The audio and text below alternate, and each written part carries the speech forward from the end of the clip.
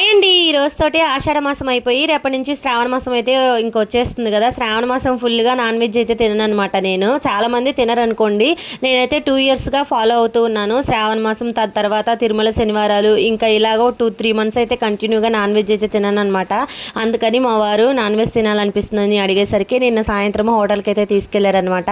మా వారు తిండి విషయంలో మాత్రం తన దగ్గర డబ్బులుంటే అడిగింది ఏదైనా సరే పిల్లల కోసం నా కోసం చేస్తారనమాట. నిజంగా నాకు చాలా హ్యాపీగా అనిపిస్తుంది. ఎందుకంటే బయట చూస్తూ ఉంటాం కదా, కొంతమంది హస్బెండ్స్ ఇంట్లో ఉన్న భార్యలను ఊరికే ఖాళీగా ఉంటున్నారని చెప్పేసి వాళ్ళు ఏదన్నా అడిగినా కూడా చేసేదానికి ముందుకు రారు. కానీ మా వారు మాత్రం ఆ విషయంలో మాత్రం ఏ రిస్ట్రిక్షన్స్ పెట్టరనమాట. తన దగ్గర ఉంటే ఖచ్చితంగా మా కోసం ఏదైనా సరే చేస్తారు.